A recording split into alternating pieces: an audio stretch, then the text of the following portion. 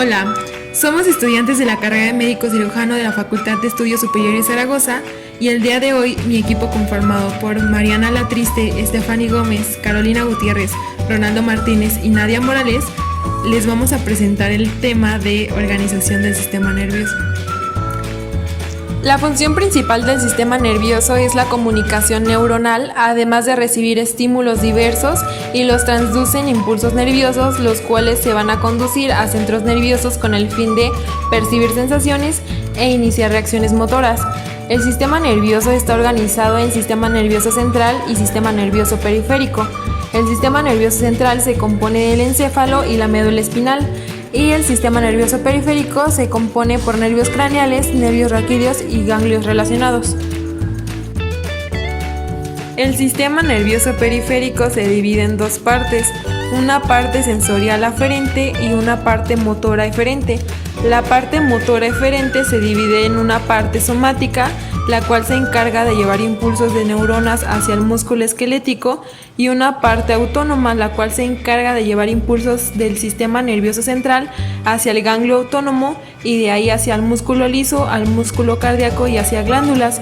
Esta parte autónoma se divide en dos sistemas, un sistema simpático y un sistema parasimpático. El sistema simpático se encarga de activar al organismo, por lo que incrementa el gasto de energía y suele funcionar durante el día. Y el sistema parasimpático produce los efectos contrarios al simpático, relaja el organismo y disminuye el consumo de energía y suele funcionar por la noche.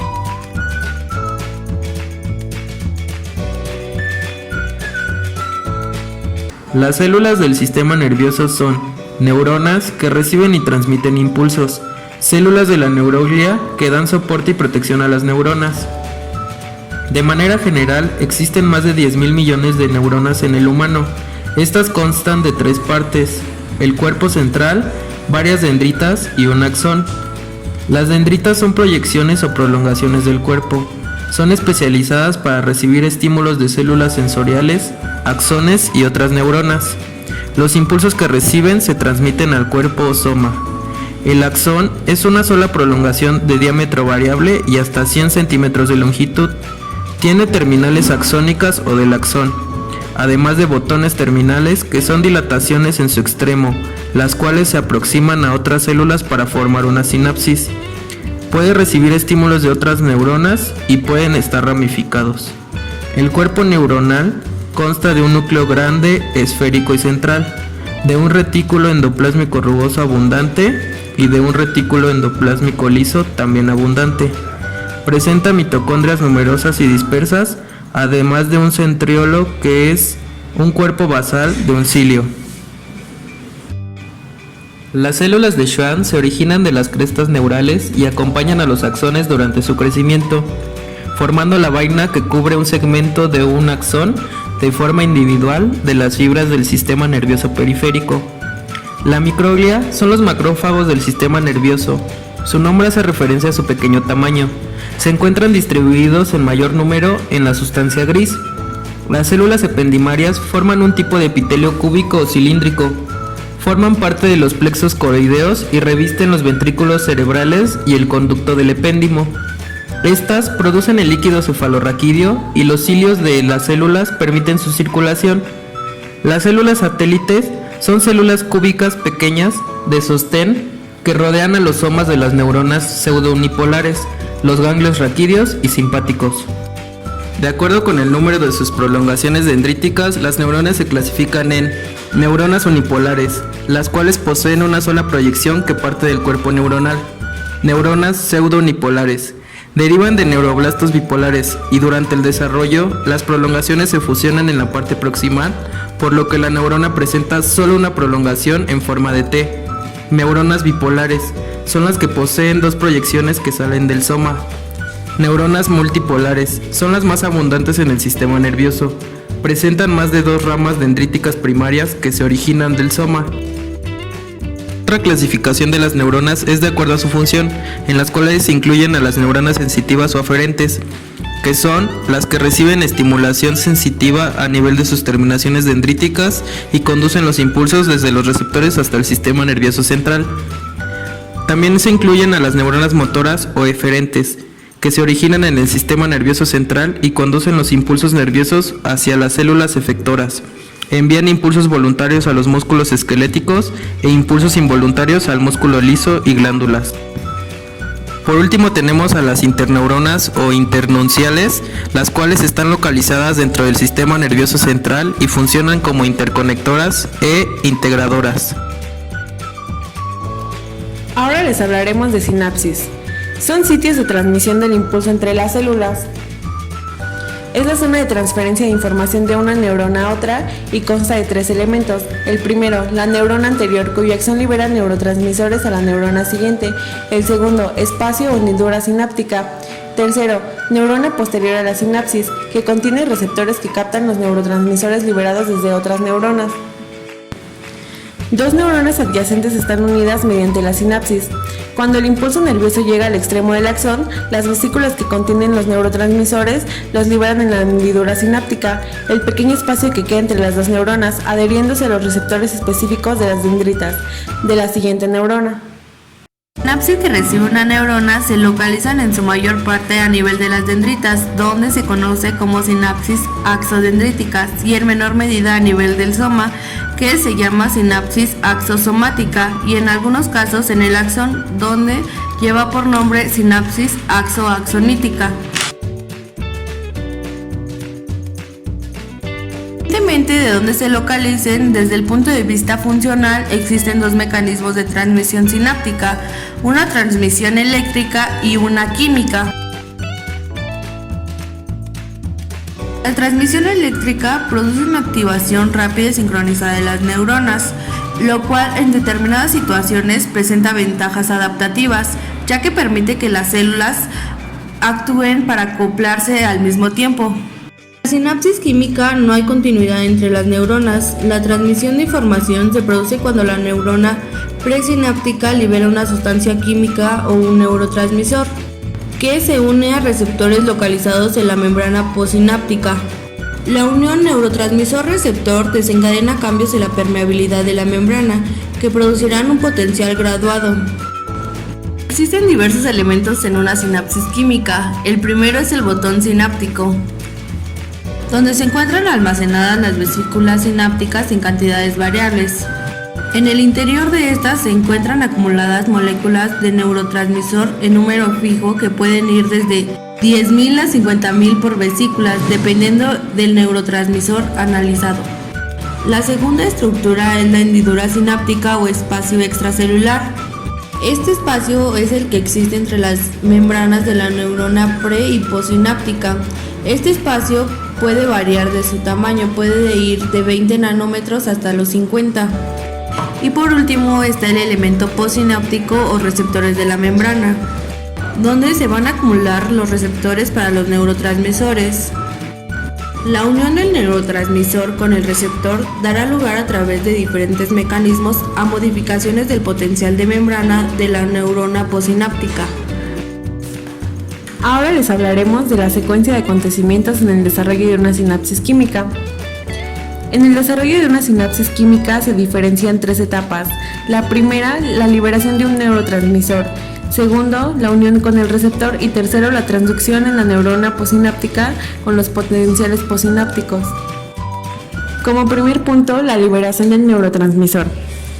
Aunque la salida del neurotransmisor puede realizarse a veces de manera espontánea, la mayor parte de las veces se produce solo cuando un potencial de acción alcanza el terminal axónico. En la membrana del botón sináptico, el número de canales de calcio dependientes de voltaje es 10 veces más alto en otras partes de la membrana neuronal, y cuando el potencial de acción despolariza esta membrana, abre estos canales de calcio y difunde masivamente al interior del axón. La entrada de calcio produce la fusión y apertura de las vesículas situadas en la zona activa o compartimiento disponible, y la movilización de las vesículas de un segundo compartimiento del almacenamiento. A medida que entra más calcio en el terminal presináptico, mayor es la cantidad de vesículas sinápticas que llevan a cabo la exocitosis y por lo tanto la cantidad de neurotransmisor vertido a la hendidura sináptica. La liberación del neurotransmisor se realiza de forma cuántica, es decir, en cuantos paquetes. ya que cada vesícula contiene una cantidad fija del neurotransmisor y la liberación se hace por vesículas y no por moléculas de neurotransmisor. Como segundo punto, la unión con el receptor. El neurotransmisor difunde la hendidura sináptica de forma muy rápida y una parte del mismo se une con los receptores postsinápticos. El efecto de los neurotransmisores sobre la célula postsináptica no depende de las propiedades químicas de este, sino de las propiedades de los receptores a los que este se une. Un mismo neurotransmisor puede causar efectos antagónicos sobre dos células, de lo que se deduce que es el receptor y no el ligando el responsable de la respuesta. Existen varios mecanismos para llevar a cabo este proceso. El primero, difusión del neurotransmisor lejos del receptor a través del líquido extracelular.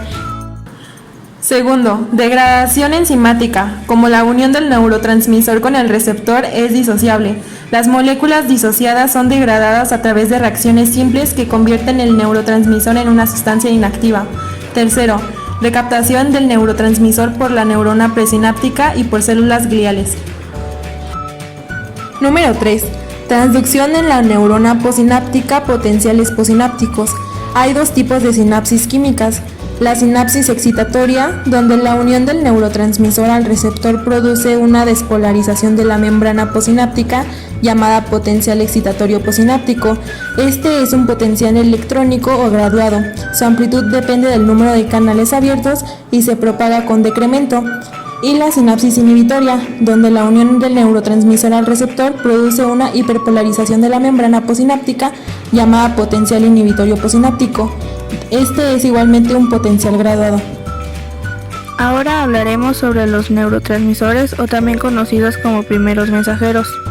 Los neurotransmisores son sustancias químicas que se encargan de la transmisión de las señales desde una neurona hasta la siguiente a través de la sinapsis. También se encuentran en la terminal axónica de las neuronas motoras, donde estimulan las fibras musculares para contraerlas. Los neurotransmisores identificados pueden dividirse en categorías o familias amplias según su estructura química. Algunas son aminas, otros aminoácidos y muchos son polipéptidos. Algunos son purinas y el monóxido de nitrógeno y el monóxido de carbono son gases. Comenzaremos con los transmisores de pequeño tamaño molecular. En la mayoría de los casos, estos transmisores son sintetizados en el citosol de la terminal presináptica y luego se absorben por transporte activo para alojarse dentro de las numerosas vesículas de transmisores que existen en la terminal. Dentro de estos transmisores se encuentran acetilcolina, que se encuentra en su mayoría encerrada en vesículas sinápticas transparentes y pequeñas en elevadas concentraciones en los botones terminales. Su síntesis está dada por la reacción de la colina con el acetato. Es secretada por las neuronas en muchas áreas del encéfalo, pero específicamente por las grandes células piramidales de la corteza motora. Algunas neuronas distintas de los núcleos de la base, las motoneuronas que inervan los músculos esqueléticos, las neuronas preganglionares del sistema nervioso autónomo, las neuronas postganglionares del sistema nervioso periférico y algunas neuronas postganglionares del sistema nervioso simpático. En la mayoría de los casos, la acetilcolina tiene un efecto excitador. Sin embargo, se sabe que tiene efectos inhibidores sobre algunas terminaciones nerviosas parasimpáticas periféricas, como es la inhibición del corazón por el nervio vago. La noradrenalina se segrega en las terminales de muchas neuronas, cuyos somas están situados en el tronco del encéfalo y del hipotálamo. Están localizadas en el locus coeruleus de la protuberancia. Envían fibras nerviosas a amplias regiones del encéfalo que sirven para controlar la actividad global y el estado mental. La dopamina se segrega en las neuronas originadas en la sustancia negra y su terminación se produce básicamente en la región estriada de los ganglios basales. La glicina se segrega sobre todo en la sinapsis de la médula espinal. Se cree que siempre actúa como un transmisor inhibidor. El GABA se segrega en las terminales nerviosas de la médula espinal, el cerebelo, los ganglios basales y muchas áreas de la corteza. Se piensa que siempre causa una inhibición. El glutamato se segrega en las terminales presinápticas de muchas de las vías sensitivas que penetran en el sistema nervioso central. lo mismo que en muchas áreas de la corteza cerebral, probablemente siempre causa excitación. La serotonina se segrega en los núcleos originados en el rafe medio del tronco del encéfalo que proyectan hacia numerosas regiones del cerebro y de la médula espinal, especialmente a las astas dorsales de la médula y al hipotálamo. Actúa en la médula como un inhibidor de las vías del dolor y se piensa que la acción inhibidora sobre las regiones superiores del sistema nervioso ayuda a controlar el estado de ánimo de una persona, tal vez incluso provocando sueño. El óxido nítrico se segrega especialmente en las terminales nerviosas de las regiones encefálicas responsables de la conducta a largo plazo y de la memoria. Difiere de otros transmisores de molécula pequeña por su mecanismo de producción en la terminal presináptica y por sus acciones sobre la neurona postsináptica. Los neuropéptidos suelen provocar acciones más prolongadas. Estos se forman en los ribosomas del soma neuronal ya como porciones íntegras de grandes moléculas proteicas. Se van a liberar en una cantidad mucho menor que los transmisores de molécula pequeña y ocasionan acciones mucho más duraderas. Como ejemplo, tenemos al péptido intestinal vasoactivo, que tiene una función de relajación muscular, vasodilatación e estimulante. La colecistocinina tiene una función excitatoria y neuromodulador. La sustancia P tiene una función excitadora y provoca las sensaciones de dolor. Las encefalinas tienen una función inhibidora que van a actuar como opiáceos para bloquear el dolor, y las endorfinas tienen una función inhibidora que actúan como opiáceos para bloquear el dolor. Y bueno, esto ha sido todo por nuestra parte. Esperamos hayan comprendido el tema. Hasta la próxima.